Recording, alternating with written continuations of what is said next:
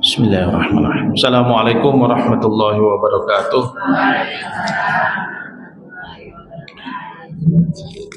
Innal hamdalillah nahmaduhu wa nasta'inuhu wa nastaghfiruh wa na'udzu billahi min shururi anfusina wa min sayyiati a'malina may yahdihillahu fala mudilla lahu wa may yudlilhu fala hadiyalah.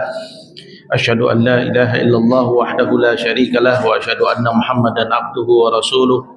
بلغ الرسالة وأدى الأمانة ونصح الأمة وجاهد في سبيل الله حق جهاده حتى أتاه اليقين اللهم صل على محمد وعلى آل محمد كما صليت على إبراهيم وعلى آل إبراهيم وبارك على محمد وعلى آل محمد كما باركت على إبراهيم وعلى آل إبراهيم في العالمين إنك حميد مجيد رب اشرح لي صدري ويسر لي أمري واحلل عقدة من لساني يفقهوا قولي ربنا آتنا في الدنيا حسنة وفي الآخرة حسنة وقنا عذاب النار اللهم علمنا بما ينفعنا وانفعنا بما علمتنا وارحمنا إنك أنت أرحم الراحمين اللهم أرنا الحق حقا وارزقنا اتباعه وأرنا الباطل باطلا وارزقنا اجتنابه اللهم إنا نسألك حبك وحب كتابك وحب من يحبك وحب عمل يقربنا إلى حبك اللهم اجعل حبك أحب إلينا من الماء البارد عند الظمأ اللهم أرنا الحق حقا وارزقنا اتباعه وأرنا الباطل باطلا وارزقنا اجتنابه أما بعد. Alhamdulillah, para jamaah dirahmati oleh Allah Subhanahu wa taala, Bapak dan Ibu sekalian. Pertama-tama marilah kita panjatkan syukur kehadirat Allah Subhanahu wa taala, di mana pada pagi hari ini Allah Subhanahu wa taala kembali memberikan taufiknya pada kita semuanya untuk bisa bermajlis kembali di tempat yang insyaallah penuh dengan keberkahan ini, yaitu salah satu dari masjid Allah, dan di hari yang juga mulia ini yaitu hari Jumat. Semoga Allah Subhanahu wa taala memberikan, mencurahkan rahmatnya, mencurahkan keberkahannya buat kita semua, dan menjadikan ilmu yang kita kaji ini menjadi ilmu yang bermanfaat buat kita, dan membimbing kita untuk terus berada di atas jalan yang diridhoi oleh Allah Subhanahu wa taala, dan berada di atas jalan yang membawa kita kepada surganya Allah Subhanahu wa taala. Oleh karena itu, ilmu yang kita kaji ini, sebagaimana kita ketahui bersama bahwasanya ilmu itu adalah nur, ilmu itu adalah cahaya. Al-ilmu nurun, ilmu itu cahaya. Cahaya untuk menerangi apa? Menerangi jalan kehidupan kita, ya, menerangi jalan kehidupan kita. Makanya Allah Subhanahu wa taala sebagai sumber dari segala cahaya itu, Allah memberikan ilmu ini kepada kita semuanya, memberikan bimbingan hidayahnya, ilmu ini kepada kita semuanya untuk ikut menjadi cahaya di dalam perjalanan kita. Makanya Allah Subhanahu wa taala itu membimbing hamba-hambanya, membimbing orang-orang beriman itu, kemudian menyebutkan Allahu waliyul ladina amanu yukhrijuhum minadh-dhulumati ilan nur. Allah adalah walinya orang-orang yang beriman, membebaskan mereka dari gelap menuju terang, ya, membebaskan mereka dari gelap menuju terang. Nah, menuju terang itu terangnya apa? Terangnya hidayah. Terangnya hidayah dari Allah Subhanahu wa taala. Hidup bisa melihat mana yang benar, mana yang salah. Hidup bisa melihat mana yang baik, mana yang buruk. Hidup bisa melihat mana yang mengantarkan kepada ridha Allah dan mana yang membawa pada murkanya Allah. Itulah hidup dalam keadaan terang. Hidup dalam keadaan kita jelas.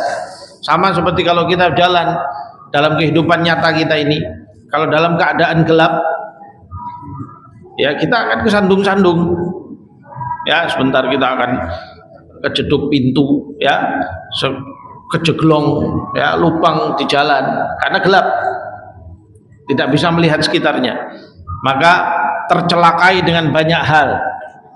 Nah, begitu ketika kita punya lampu di situ, punya cahaya yang menerangi jalan kita, maka kita bisa melihat, oh jalannya sebelah sini, oh di pintunya masih nutup, perlu dibuka dulu, ya. Kemudian kita jalan, kemudian oh di situ ada lubang, kita hindari, oh di situ ada dinding, kita hindari. Begitulah seperti mana orang yang beriman hidup di dunia ini. Ketika cahaya hidayah, cahaya ilmu itu menjadi cahaya dalam hidupnya, maka penerang bagi perjalanannya.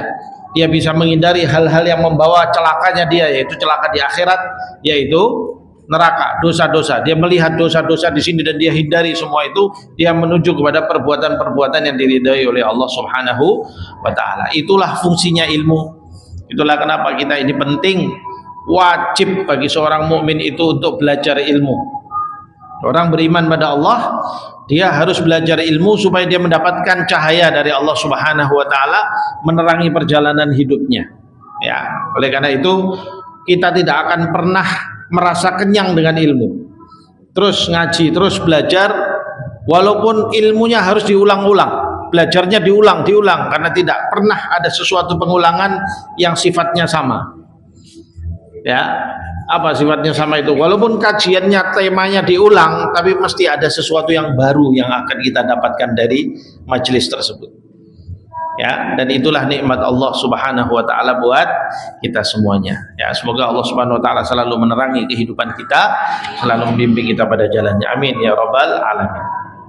Jamaah sekalian, kita melanjutkan pembahasan kita, pembacaan kita dari kitab Tauhid oleh Syekh Shalih Fauzan Al-Fauzan, di mana pada kesempatan yang terakhir kemarin, bulan yang lalu, kita telah membahas tentang fasal ketiga, masuk pada fasal ketiga di bab kedua, bab 2 fasal 3. Jadi babnya tentang hal-hal yang mengurangi atau bisa membatalkan tauhid atau membatalkan iman. Kemarin kita sudah sampaikan di awal majelis bedanya kata tauhid dengan iman. Prinsipnya iman dan tauhid itu satu kata yang maksudnya sama. Ya, iman kita itu isinya adalah mentauhidkan Allah. Jadi kalau disebutkan bertauhid, saya orang bertauhid, artinya orang yang beriman. Ya, tapi kalau disebutkan orang beriman, ya artinya kalau orang muslim, imannya itu isinya ya tauhid. Jadi bisa dikatakan tauhid dan iman itu bagi muslim sama. Ya, kata iman itu sama. Namun kalau mau dibahas satu-satu, di situ ada sedikit perbedaan di dalam definisi. Kalau iman dia lebih mencakup semua hal, ya, mengimani dan meyakini Allah, Rasulnya, ya, kitab malaikatnya, kitab-kitabnya, yaumul akhir dan qada dan qadar. Ya. Tapi kalau tauhid itu secara spesifik terkait dengan Allah Subhanahu wa taala. Yaitu meyakini la ilaha illallah. Ya. Tapi kalau ditanyakan, Anda beriman? Oh ya, beriman pada siapa? Ibu-ibu semua, beriman pada siapa? Beriman pada Allah. Bagaimana tuh iman sama Allah?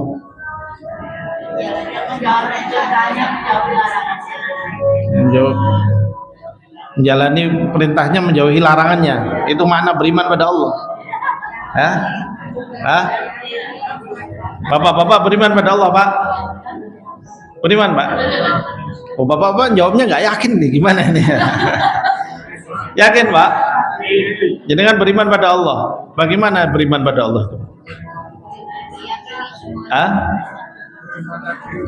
Beriman pada takdir.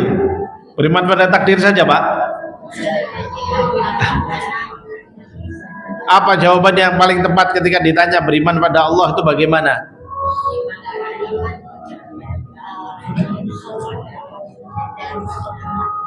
Enggak usah muter-muter, Bu, jawabannya cuma simpel kok. Ngalor ngidul malah mumet malahan gitu. Saya beriman pada Allah karena dalam bentuk apa? La ilaha illallah, khalas, selesai gitu loh.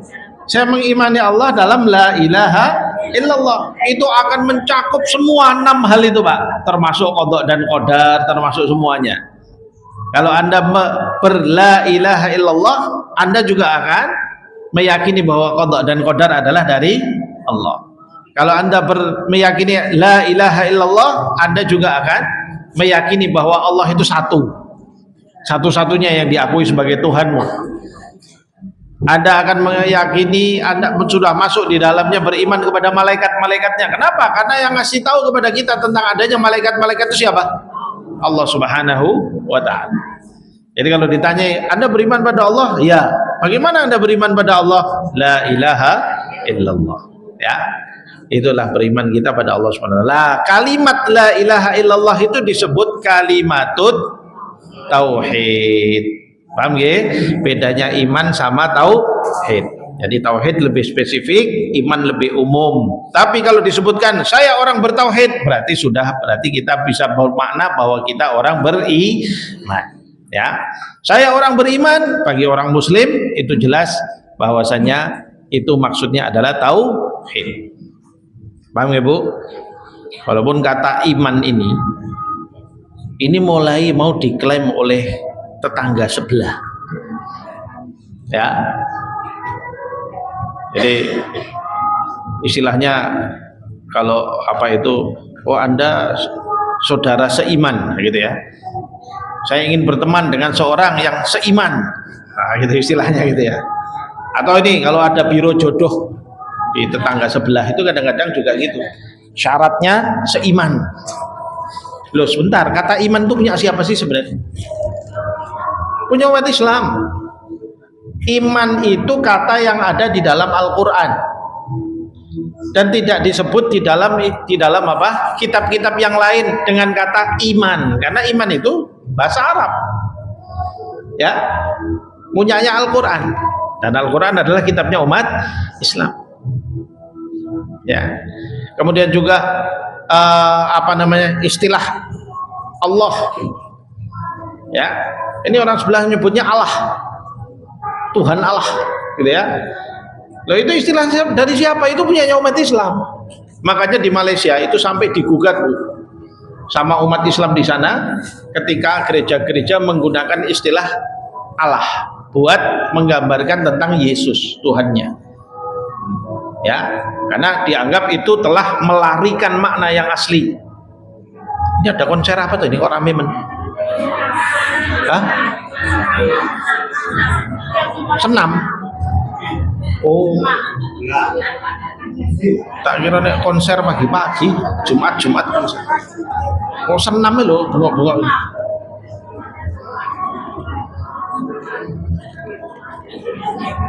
Hah? Pendengaran nih lho. Biasanya nggak begini toh. Anda biasanya saya kalau di sini nggak pernah seperti ini. Baru ini saya rame men. Hah? SD. Sebelah ini, sebelah sana. Tetangga sini nggak ada yang protes. Hah? Mengganggu. Hah? Mengganggu. Gih. Apa tadi saya mau ngomong apa sampai lupa. Baik, jadi itu ya makna daripada iman dan tauhid. Baik, kita lanjutkan pembacaan kita. Kita sudah sampai pada pada bab 2 fasal 3, yaitu tema yang membahas tentang salah satu hal yang bisa mengurangi atau bahkan bisa sampai membatalkan iman. Mengurangi atau sampai bisa membatalkan iman adalah taqdimul qarabin wan nudur wal hadaya lil mazarat wal qubur wa ta'dhimuha, yaitu mempersembahkan persembahan nadar, tahu nadar nggih? Nazar, hadiah persembahan kepada tempat-tempat keramat ataupun kuburan-kuburan yang dianggap keramat ya, dan termasuk juga mengagung-agungkan tempat tersebut. Kita umat Islam, tempat yang kita agungkan adalah apa yang diagungkan oleh Allah Subhanahu wa taala, yaitu tanah-tanah suci yang disebutkan oleh Allah Subhanahu wa taala. Ya, tempat-tempat yang disucikan oleh Allah Subhanahu wa taala. Ada Haramain, ada Masjidil Aqsa. Semoga Allah Subhanahu wa taala segera membebaskan dan mengembalikannya kepada kita semua insyaallah. Amin ya rabbal alamin. Ya. Kemudian apalagi tempat yang dimuliakan oleh Allah, masjid-masjid. Semua tempat yang jadi masjid ini dimuliakan oleh Allah. Wa annal masajida lillahi fala tad'u ma'allahi ahada. dan sungguh masjid-masjid adalah miliknya Allah. Ya, maka janganlah kalian memanggil atau berdoa kepada selain Allah sesuatu pun. Ya, itu sudah dijelaskan oleh Allah Subhanahu wa ta'ala. Artinya masjid adalah tempat yang dimuliakan oleh Allah. Masjid adalah tempat yang mulia. Kemudian apalagi tempat yang dimuliakan Allah?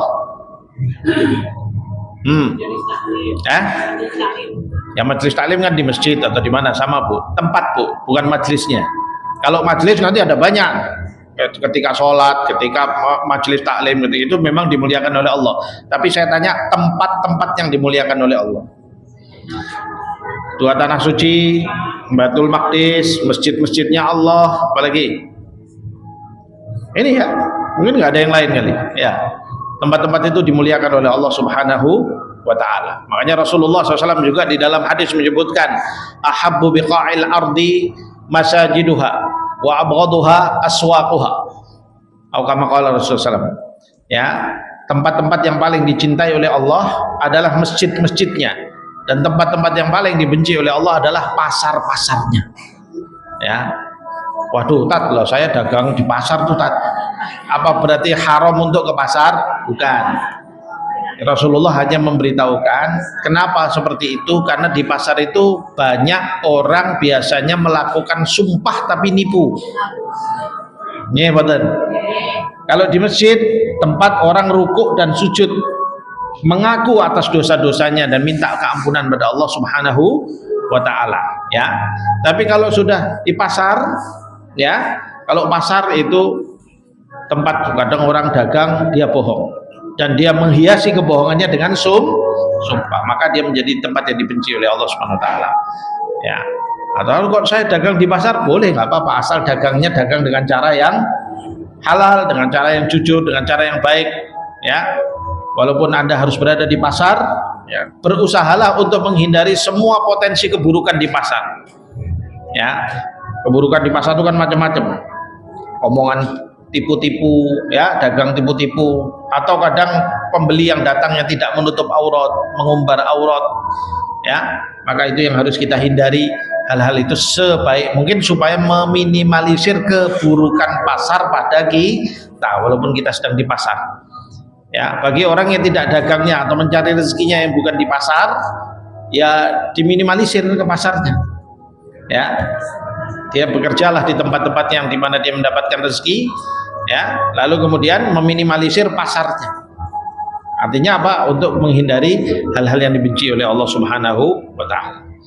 Nah, jadi itu tadi adalah tempat-tempat yang dimuliakan oleh Allah. Maka Allah Subhanahu wa ta'ala tidak pernah mengajarkan melalui kitabnya atau melalui sunnah Rasulullah SAW mengajarkan kepada kita untuk memuliakan tempat-tempat selain itu, termasuk kuburan-kuburan. Ya, termasuk kuburan-kuburan. Kuburan adalah tempat di mana manusia itu dikubur. Ya, dan di situ ada hukum-hukum ketentuannya sendiri. Makanya di dalam Islam yang namanya kuburan itu oleh Rasulullah Shallallahu Alaihi Wasallam itu dilarang ditaruh di masjid. Gak boleh ngubur di masjid. Dalam sebuah hadis diriwayatkan oleh Aisyah, ketika sebelum beliau wafat, beliau mengingatkan, berwasiat kepada kita semuanya, la'anallahul yahuda wan nasara, semoga Allah melaknat orang-orang Yahudi dan Nasrani. Ingat kalimat yang Allah gunakan, melaknat. Semoga Allah melaknat Yahudi dan Nasrani. Kenapa? Ittakhadhu qubur anbiya'ihim masajida. Mereka menjadikan kubur-kubur nabi mereka sebagai masjid. Ya, jadi nggak boleh kuburan dikubur di masjid, itu nggak boleh. Loh Ustaz, kalau kayak di Madinah itu gimana? Lah kuburan Rasulullah kan di dalam masjid. Oh tidak, aslinya dulu Rasulullah ketika wafat itu di luar masjid. Karena beliau wafat di mana? Di rumahnya, yaitu di rumah istri Rasulullah SAW, yaitu Aisyah radhiyallahu anha. Dan pada saat itu para sahabat, bagaimana nih kita kuburkan Rasulullah di mana? Lalu Abu Bakar radhiyallahu anhu mengatakan, aku pernah mendengar Rasulullah Shallallahu Alaihi Wasallam, ya, bersabda bahwa para nabi itu tidak diambil nyawanya kecuali di tempat yang telah dimuliakan oleh Allah Subhanahu wa taala. Maka mereka dikuburkan di tempat di mana mereka diambil nyawanya oleh Allah Subhanahu wa taala. Maka karena nabi ini diambil nyawanya di kamarnya Aisyah, maka beliau pun dikuburkan di dalam kamar tersebut. Tidak dipindah tempat. Tapi apa boleh buat, karena kamarnya Aisyah saat itu memang nempel sama masjid. Rumahnya Rasulullah itu nempel dengan masjid. Jadi kalau ini Masjid Nabawi pada saat itu loh ya, pada saat itu ini kiblatnya ke arah ke sana umpamanya, maka di sebelah kiri depan ini ada pintu kecil, di mana ini adalah pintu yang kalau Rasulullah Shallallahu Alaihi Wasallam dari rumahnya masuk ke masjid dan keluar dari pintu itu sudah langsung berderet-deret rumahnya Rasulullah, rumah istri-istrinya Rasulullah Shallallahu Alaihi Wasallam atau para ummahatul mukminin. Di situ dari mulai rumahnya Aisyah itu yang paling nempel dengan masjid. Lalu kemudian rumah berikutnya saya nggak hafal satu persatu ya, siapa saja urutannya, tapi rumah-rumah istri-istrinya di situ. Sehingga pada saat wafat di situ. Nah, bersama perkembangan zaman Masjid Nabawi itu meluas. Pada saat itu para ulama membahas ini gimana kita perluas Masjid Nabawi, lalu Rasulullah kuburannya akan masuk ke dalam masjid, mau tidak mau. Ya, sedangkan untuk memindahkan kuburan Rasulullah, siapa yang berani? Wong hadisnya begitu bunyinya. Ya, maka para ulama mengatakan ini berarti berlaku hukum darurat. Ya, maka hendaknya dibuat dinding pembatas.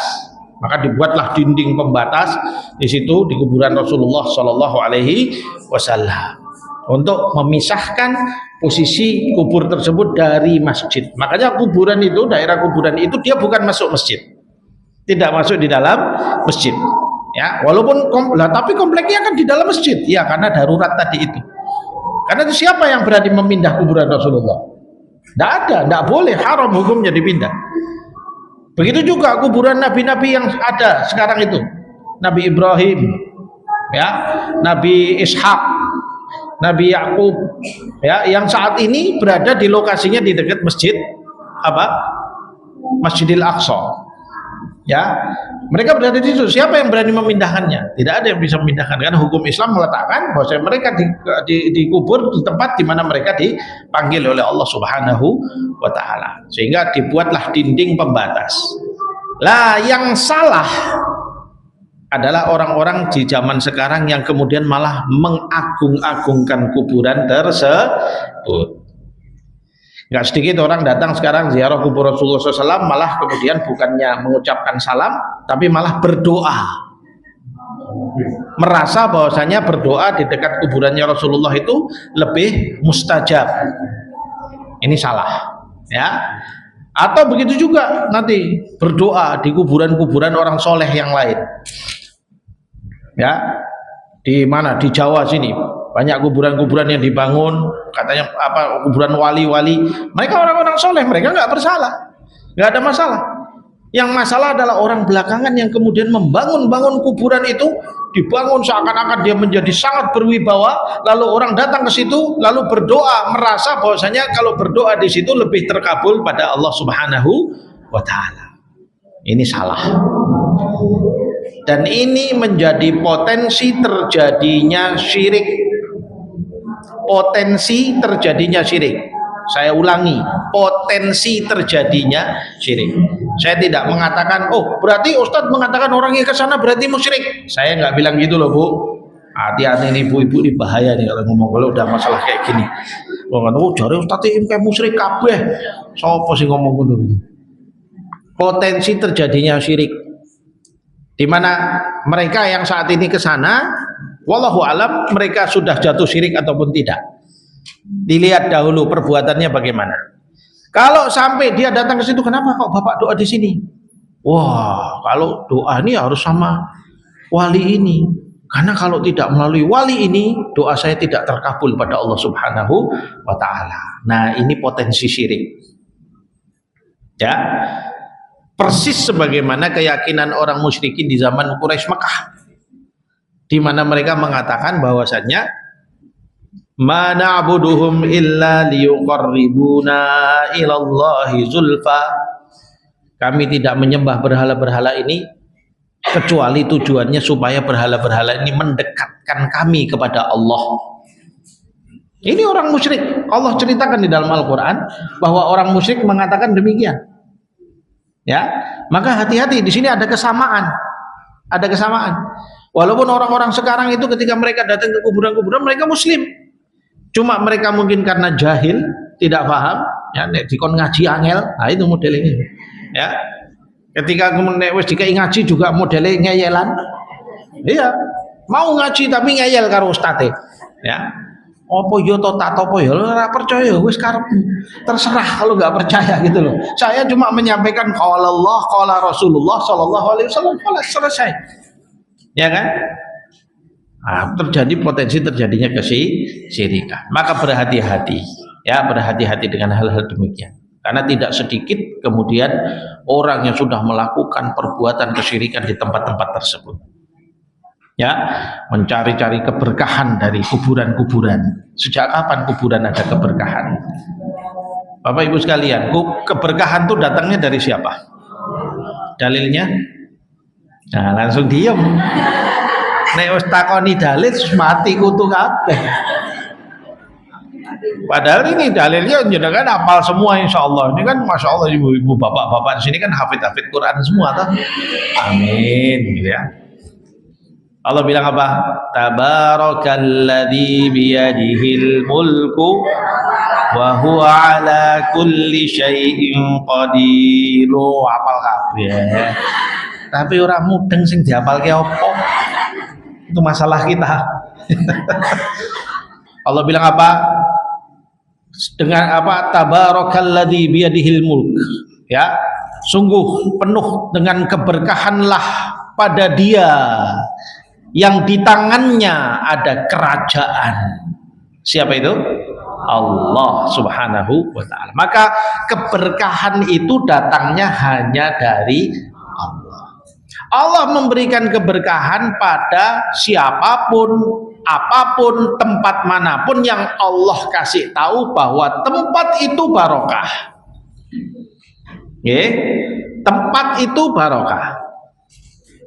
Allah bilang, perbuatanmu kalau kamu mulai dengan seperti ini barokah. Contoh, tempat yang barokah apa? Masjidil Aqsa, Masjidil Haram. Ya, Allah Subhanahu wa taala sebutkan tentang Masjidil Aqsa apa?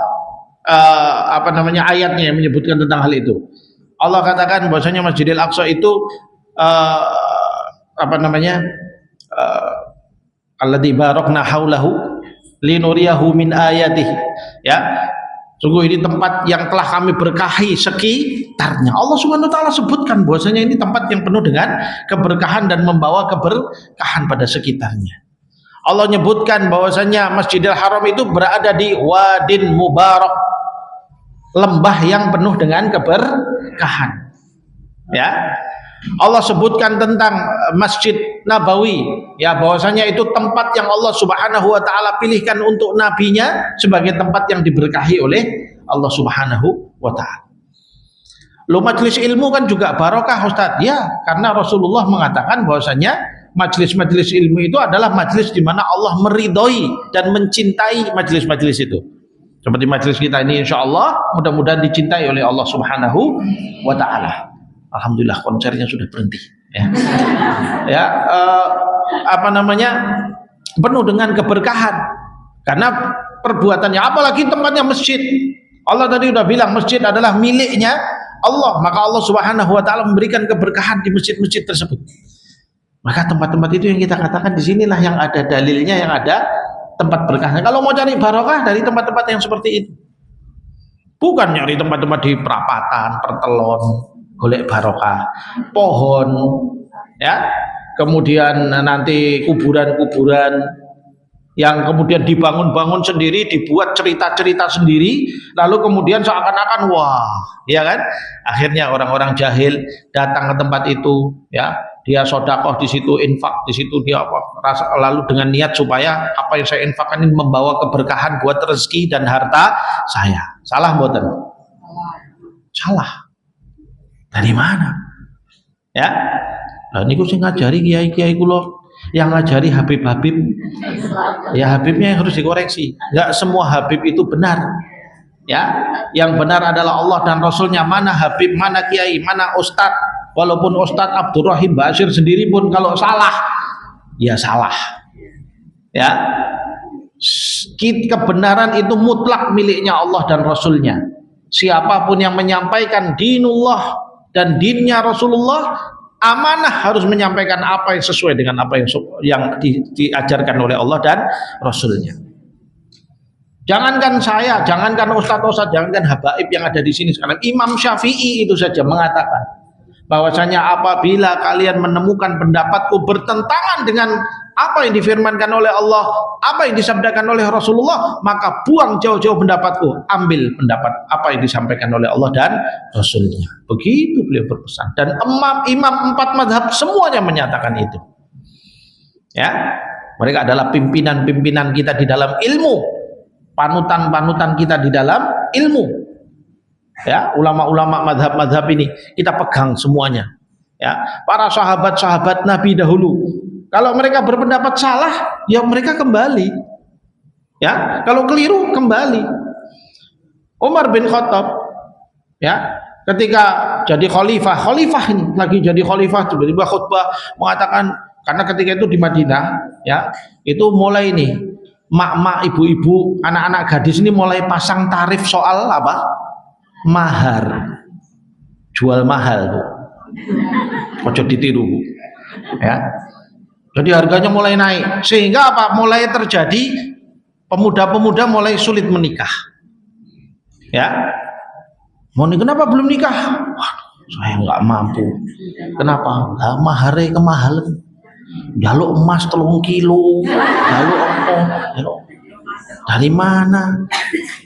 Saya nggak kuat, wahai Umar. Lalu Umar melihat, wah ini potensi mafsadah, potensi kerusakan. Bayangkan kalau nggak bisa menikah, apa yang terjadi? Zina. Kalau zina sudah tersebar, naudzubillahi min dzalik. Ya, maka Umar pun berkhutbah ketika itu. Wahai kaum wanita, janganlah kalian mahal-mahal di dalam maharnya. Sesungguhnya mahar yang baik itu yang murah, yang baik, dan sebagainya, dan seterusnya. Kemudian berdirilah seorang wanita tua, ya, mengatakan, wahai Umar, apa hakmu untuk membatasi keinginan dan hak yang diberikan Allah kepada kami kaum wanita? Apa hakmu untuk membatasi ini? Umar dengar itu langsung, oh ya, pendapat ibu itu benar dan Umar salah, maaf, langsung turun. Khalifah loh ini, ya, khalifah itu lebih hebat dari presiden. Presiden mau Indonesia, ya, cilik-cilik negaranya. Ini khalifah, kekuasaannya itu, ya, Timur Tengah itu semua dikuasai sama dia. Umar bin Khattab radhiyallahu anhu, terkenal galak, ya, terkenal Al-Faruq, ya, dijuluki oleh Rasulullah Al-Faruq, pembeda antara hak dan batil. Sudah sehebat itu nama beliau.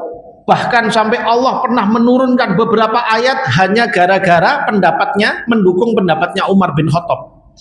Tiba-tiba ketika suatu hari beliau salah, ya, ditegur oleh seorang wanita yang sudah sepuh, wanita biasa, perempuan biasa sudah sepuh, mengatakan, apa hak kamu untuk melarang kami meletakkan apa yang Allah berikan hak kepada kami? Umar mengatakan, oh ya benar, Umar salah dan wanita ini benar, ikutilah pendapat dia dan tinggalkan pendapat Umar. Itu amanah di dalam menyampaikan dinullah. Ya, di satu sisi Umar mengatakan, yang penting aku ingat kalau wahai perempuan-perempuan Anda masih mau pasang tarif mahal, itu mafsadah Anda yang lakukan, Anda yang akan bertanggung jawab di hadapan Allah. Selesai dia di mata Allah. Ya kan? Selesai dia di hadapan Allah Subhanahu wa taala.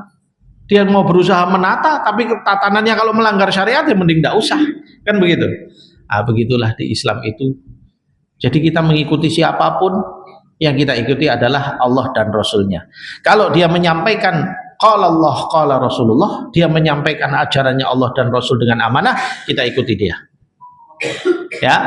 Tapi kalau dia tidak mengajarkan amanah sesuai apa yang diajarkan oleh Allah dan Rasulnya, maka kita tinggalkan apa yang buruk dari dia, ambil apa yang baik dari dia. apapun, walaupun dia Habib sorbane sak lapangan, jenggote sak sikil, ya sudah nggak usah. Penampilan itu urusan belakang, ya penampilan urusan belakang. Yang penting apa disampaikan, dalilnya mana, Yai? Dalilnya mana, Bib? Kalau kasih, oh ya ini dalilnya, kalau Allah begini, Rasulullah bersabda begini, ini jelas semuanya, oh ya berarti benar. Tapi kalau umpamanya, oh kamu jangan tanya dalil, kamu nggak percaya sama saya, iya nggak percaya. Gitu kan aja. Nggak bisa, itu bagaimana saya bisa percaya pada Anda kalau Anda mengajarkan sesuatu yang nggak ada dalilnya. Lalu Anda bilang ini ajaran Allah dan Rasulnya. Ini persis kelakuan para pendeta yang mereka melakukan penyelewengan pada agama Kristen. Sehingga menjadikan Kristen itu menjadi tersesat sampai Allah bilang tentang mereka sebagai dhalin di akhir surat Al-Fatihah. Orang-orang yang tersesat. Yang nyesat ke siapa? Ya pendeta-pendetanya. Ketika Injil diutak-atik, ya, di ayat-ayatnya diedit, ya, diubah-ubah sama ayatnya untuk sesuai dengan kehendak mereka, dipercaya oleh pengikutnya, diikuti sampai mati-matian, bahkan sampai menyebutkan bahwasanya Isa itu anaknya Allah, ya diikuti sama mereka. Akhirnya mereka semua tersesat. Kita tidak boleh jatuh pada lubang yang sama. Alhamdulillah berpegang pada la ilaha illallah sampai hari ini dan sampai mati insyaallah di atas tauhid. Paham ya jamaah sekalian? Begitu kita mengajarkan ajaran. Jadi siapapun yang mengajarkan mencari keberkahan kepada selain Allah, ya, maka kita tolak. Ya. Loh, kan Ustadz, ada para sahabat mencari keberkahan dari Rasulullah. Ya, benar. Dan itu dalilnya sahih. Para sahabat mencari keberkahan dari fisiknya Rasulullah sallallahu alaihi wasallam. Ummu Salamah pernah mengelap keringatnya Rasulullah. Ya, para sahabat kalau Rasulullah minum ada sisa, Rasulullah pergi jadi rebutan.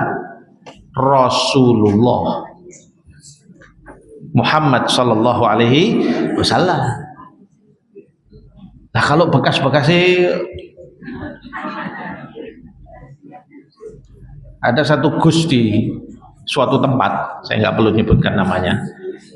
Ini nanti dibuka, terus dia ada orang bawa, Gus tolong dibacai. Ya dia cuma komat kami saja, sambil nyelupkan jarinya. Kadang yang dicelupkan jari ini. Oh terus nanti dia nemui tamunya ini utek-utek upil terus dia celupkan jarinya.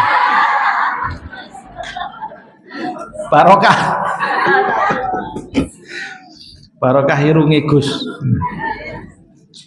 Loh iya betul loh itu. Jangan cari di YouTube banyak kok itu yang begitu-begitu. Barokah apa? Lihat bagaimana mereka menyesatkan umat. Lihat bagaimana umat kemudian tersesat. Kenapa saya titik beratkan masalah ini, Bu? Ya, karena saya yakin jenengan juga di sekitar jenengan banyak. Jenengan mungkin nggak melakukan ini, tapi jenengan menjadi duta-duta untuk menyampaikan, menasehati orang-orang yang seperti itu. Ojo percaya sama orang-orang begitu. Ya, tidak ada keberkahan pada selain dari Allah dan Rasulnya. Nggak ada ajarannya untuk mencari keberkahan dari hal-hal demikian. Kita hormat pada para ulama kita hormat mereka sebagai guru-guru kita, iya. Tetapi saringan tetap berlaku, ya, tetap berlaku. Kalau ada hal-hal yang menyeleweng, tanyakan. Wah, kok kira-kira ini ajarannya kok rada anu ya? Tanyakan dalilnya apa, Kiai? Dalilnya apa, Bib? Dalilnya apa, Ustadz? Ya, bagaimana? Supaya ilmunya nambah juga. Enggak apa-apa. Loh, kalau nanya dalil nanti diarani kurang ajar, Ustadz. Loh, nanya dalil kok kurang ajar gimana? Ilmu. Masa orang belajar ilmu dibilang kurang ajar malahan? Enggak ada. Ya, wis jadi anu percaya wae. Iya, kita mau percaya. Tapi apa salahnya ketika seorang murid menanyakan kepada gurunya tentang dalil? Biasanya kalau ada guru yang kemudian marah ketika muridnya bertanya tentang dalil, ya itu tanda-tanda. Tanda-tanda apa itu? Ya, tanda-tanda. Kecuali kalau muridnya cara nanyanya kurang ajar, ngapunten. Oh, Pak Yai, dalilnya apa? Oh, jenengan nih mesti ngapusi umat kok. Loh, belum apa-apa udah langsung nih. Itu namanya tidak hormat. Marah wajar. Bahkan harus marah. Seorang kiai, seorang ulama kalau menemukan seorang bagian dari umat ini yang dia mau belajar pada dia tapi tidak menjaga adabnya, maka mimbabit ta'dib, termasuk bab mentakdib orang, mengajari adab pada orang adalah dengan marah. Rasulullah melakukan itu. Rasulullah melakukan itu. Rasulullah itu kalau melihat sahabat melakukan sesuatu yang salah, ada kalanya beliau marah, mengingatkannya dengan marah. Contohnya ketika Mu'ad bin Jabal kalau ngimami kepanjangan. Mu'ad bin Jabal radhiyallahu anhu, sahabat dari kalangan Ansor. Ya, saking semangatnya kalau sholat, masya Allah, ngimami itu surat Al-Baqarah sambungan itu ya. Makmumnya ya sampai ada yang datang pada Rasulullah mengadu kepada Rasulullah. Ya, wahai Rasulullah, sungguh saya banyak pekerjaan. Saya sulit ya Rasulullah. Bolehkah saya kalau sholat sama Mu'ad ini sholatnya panjang sekali. Saya banyak pekerjaan dan sebagian kami adalah orang-orang yang sudah tua. Sehingga berat sholat kami bersama dengan dia. Bolehkah kami izin untuk tidak sholat jamaah? Di sini Rasulullah melihat sudah ada mafsadah. Lalu Rasulullah panggil Mu'ad ke sini. Begitu nongol di masjid dipanggil, wahai Mu'ad, aturidu antakuna fattanan. Wahai Mu'ad, apakah kamu mau menjadi sumber fitnah buat umat? Ittaqillah, berhati-hatilah kamu, bertakwalah pada Allah. Langsung dimarahi. Wah, Mu'ad langsung abang ireng bu. Ketika itu, loh kok tiba-tiba Rasulullah marah, ada apa? Kamu mengimami orang kok panjang-panjang seperti itu, nggak boleh. Barang siapa yang menjadi imam, maka hendaknya dia membaca yang pendek. Karena sesungguhnya di belakangnya ada orang tua atau orang yang memiliki hajat. Ya, kalau mau sholat panjang, sholat sendiri. Nah, Rasulullah kalau sholat sendiri qiyamul lail, jangan ditanya. Atau ketika ada orang yang mau memakmum kepada beliau qiyamul lail, Abdullah bin Abbas ketika itu ikut. Wah, sholat jamaah nih, qiyamul lail sama Rasulullah. Begitu sholat sudah goyang-goyang. Apa? Al-Baqarah, sambung Ali Imran, sambung An-Nisa, Al-Maidah, 1 rakaat. Berdiri lagi, sambung lagi surat Al-A'raf, sambung lagi surat Al-A'raf. Waduh, ya. Sampai beliau ketika meriwayatkan mengatakan aku bermujahadah untuk bisa menyelesaikan sholatku bersama dengan Rasulullah. Hamam tuh aku sampai pernah berpikir untuk membatalkan sholatku dari Rasulullah, saking panjangnya berdirinya sendiri. Ya mulai. Tapi kalau jadi imam jangan. Ya, jangan. Kenapa? Karena kita nggak tahu nih makmum kita ini. Kecuali kalau makmumnya sudah sepakat semua. Kita ayo berani setengah Quran 15 juz 1 rakaat, siap, bismillah. Ya, monggo. Ya kan? Tapi kalau enggak, jangan, supaya enggak jadi fitnah. Begitu Rasulullah mentakdib para sahabat. Begitu juga kalau ulama-ulama kita juga seperti itu. Kalau ada orang datang lalu tidak hormat kepada kiai, kepada para ulama. Tidak hormat kepada ulama berarti tidak hormat pada ilmu. Tidak hormat pada ilmu berarti tidak hormat pada Allah, sumbernya ilmu. Jangan main-main. Menghina ulama, menghina para habaib dan sebagainya, itu mereka yang berilmu loh ya. Itu bisa menghina Allah dan Rasulnya. Karena mereka pembawa amanah-amanah ilmu ini. Tapi kalau Anda menemukan dia mengajarkan sesuatu yang berbeda, boleh seorang muslim itu untuk kemudian meninggalkan yang buruk dari siapapun dan mengambil yang baik dari siapapun. Paham ya? Ya, ini saya tekankan betul masalah ini Bapak Ibu sekalian supaya betul-betul memahami, karena ini tema cukup panas. Ya, panasnya ya perlawanannya juga sengit. Di satu sisi kadang-kadang juga kesembronoan terjadi. Apa sembrononya? Langsung nuding orang yang ke kuburan itu musyrik. Tadi saya sudah ingatkan, saya tidak bilang seperti itu. Tapi perbuatannya menuju kepada berpotensi untuk terjerumus pada kesyirikan. Jadi nanti harus dilihat satu persatu orangnya, kasusnya itu gimana, dipelajari. Sudah jatuh syirik atau belum ini orang ini? Ya. Itu pun nanti harus ditanya. Untuk menghukumi seorang itu menjadi musyrik, menjadi kafir dan sebagainya, itu nggak boleh sembarangan. Ya, Karena di dalam kaidah nanti ada satu ilmu khusus yang biasanya dipelajari oleh para qadhi, para hakim-hakim di dalam Islam, yaitu dawabit, kaidah-kaidah tentang jatuhnya hukum kekafiran pada seseorang. Nah, ini memang ilmunya kalangan khusus lah, ya, dalam arti kata memang butuh pendasaran-pendasaran yang kuat untuk kemudian dari situ bisa melihat seorang ini udah jatuh kafir ataupun tidak. Ya, itu nanti ada ilmunya sendiri. Nah, di antara kaidah yang ada di dalam ilmu itu disebutkan bahwa tidak semua orang yang melakukan perbuatan kekufuran serta-merta menjadi kafir. Ya, jadi jangan gampang-gampang ya melihat orang ikut ke gereja langsung oh kafir. Melihat orang ngomong selamat Natal kafir, nggak boleh. Loh itu kan perbuatan kufur Ustaz. Ya, perbuatannya kufur, tapi pelakunya belum tentu menjadi kafir. Ya. Lah apa berarti Ustaz? Apa dosa besar? Kalau belum tentu, dosa itu urusannya Allah Subhanahu wa taala. Tapi kita harus tegas mengatakan mengucapkan selamat Natal tidak boleh. Coba ning gereja nggak boleh. Ya, apalagi ikut-ikut acara ibadah-ibadah. Ya, ya gereja ya saya itu keliru terus. Kelenteng. Ya. Kelenteng ya. Kelenteng, gereja, apapun tempat-tempat ibadah selain Islam. Ya. Umat Islam tidak boleh dekat-dekat ke sana.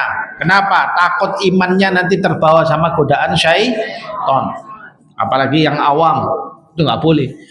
Makanya kalau ada kiai kok ngajari malah sobone gereja, ya itu tinggalkan kiai itu dulu. Ajaran itu tinggalkan. Mungkin kalau dia mengajarkan kebaikan, ambil dari dia kebaikannya. Tapi urusan ngajari ke gereja jangan diikuti. Ya. Kalau disuruh kita ikut mengucapkan Natal, enggak. Ya itu salahnya dari dia. Kadang kita melihat satu tokoh, kita Masya Allah orang ini jaga Islam baik dan sebagainya, tiba-tiba ikut-ikut mengucapkan selamat Natal. Maka bagaimana sikap kita? Untuk masalah ini kita tinggalkan dia. Untuk masalah ini kita tinggalkan dia. Tapi kalau dia mengajarkan kebaikan-kebaikan yang lain, maka jangan tinggalkan kebaikan tersebut. Ambil tetap dari dia. Ya. Jadi orang Muslim itu diajari insaf. Insaf itu lurus di tengah. Ya. Untuk bisa menyikapi segala sesuatu dengan ilmunya, dengan imannya, ya, kita ambil kebaikan dari siapapun dan kita tolak kebaikan dari siapapun. Imam Malik bin Anas rahimahullah pernah mengatakan, min kullin yu'khadhu wa yurad illa sahib hadzal qabr. Ya, sesungguhnya dari siapapun itu boleh kita ambil pendapatnya dan boleh kita tolak pendapatnya, ajarannya, kecuali orang yang berada di kuburan ini, yaitu menunjuk kuburannya Rasulullah Shallallahu Alaihi Wasallam. Ya, orang yang berada di dalam kuburan ini yaitu Nabi Muhammad SAW nggak boleh disaring-saring. Rasulullah selalu mengajarkan kebaikan. La yantiqu anil hawa in huwa illa wahyu yuha. Tidak berucap dengan hawa nafsunya, apa yang dia ucapkan adalah wahyu yang diwahyukan oleh Allah Subhanahu wa taala. Nggak boleh, oh Nabi Muhammad ngajarin ini, tapi yang ini nggak usah kita ikuti. Oh, nggak boleh. Anda mengatakan ada bagian dari ajaran Nabi Muhammad yang tidak usah kita ikuti, itu menunjukkan rusaknya bagian kedua dari dua kalimat syahadat, yaitu syahadat Muhammadun Rasulullah. Kalau bagian keduanya rusak, maka Islamnya juga rusak. Rukun Islam pertama itu dua kalimat syahadat, yaitu syahadat la ilaha illallah dan syahadat Muhammadun Rasulullah. Paham ya? Nggak boleh kalau dari Rasulullah nolak-nolak. Semua harus diterima. Ya, semua ajaran beliau harus diterima dan semua itu kebaikan. Masalah Anda masih iki kok baik dari sisi mananya sih? Ya, baik dari sisi mananya sih? Kadang akal kita belum nyampe, tapi yakinlah sebenarnya itu kebaikan, hanya akal kita yang belum nyampe. Ya, akal kita saja yang masih belum bisa mencernanya untuk melihat bahwasanya itu adalah sebuah kebaikan. Tapi pasti semua yang diajarkan oleh Allah dan diajarkan oleh Rasulullah SAW, semuanya pasti baik. Semuanya pasti adalah kebaikan. Tidak ada sedikit pun kesalahan, tidak ada sedikit pun kekeliruan. Ya, selagi hadisnya sahih, ya, selagi riwayatnya itu benar, maka itu pasti kebaikan. Tapi kalau riwayatnya nggak sahih, ada ajaran gini-gini lah, ini kan yang ngajari Rasulullah. Lihat dulu hadisnya, ini sahih nggak? Oh ternyata nggak sahih. Nah, kalau sudah seperti itu boleh diragukan. Diragukannya bukan karena ajaran Rasulullah yang ditolak, tapi periwayatannya, benarkah beliau mengajarkan itu? Ya, masalahnya ini agama Islam kita 1400 tahun ini umurnya telah menghadapi upaya merusak agama ini oleh musuh-musuhnya. Apa yang mereka lakukan? Mereka membuat hadis palsu, mencampur-campurkan ke dalam majelis-majelis ilmu, hadis-hadis yang mereka buat sendiri, sehingga banyak umat akhirnya terselewengkan dari sunnah yang sebenarnya. Nah, makanya pentingnya di situ hadirnya para ulama untuk menyaring mana hadis yang sahih, mana hadis yang tidak sahih. Ya, termasuk masalah-masalah kuburan ini. Itu ada hadis-hadisnya yang Rasulullah SAW sampaikan, baik di dalam Sahih Bukhari, Sahih Muslim, Sunan Abu Daud dan sebagainya itu, ya, riwayat-riwayat yang sahih menetapkan berapa ketentuan-ketentuan tentang masalah kuburan-kuburan, menetapkan ketentuan-ketentuan tentang bagaimana tentang ibadah-ibadah dan sebagainya. Inilah hidayah Allah Subhanahu wa taala yang harus kita syukuri dan kita jaga. Ya, maka apabila ada orang mencari keberkahan dari tempat-tempat yang tidak pernah diajarkan oleh Allah dan Rasulnya, itu tidak benar dan itu bisa mengakibatkan pada rusaknya iman kepada Allah Subhanahu wa taala. Maka hati-hati, ya. Baik, ini saya karena waktu yang tinggal 5 menit, ya. Banyak kan ini mukadimahnya ini tadi. Saya bacakan secara sekilas karena kemarin ada bagian yang belum selesai dari bab ketiga yang sudah kita baca.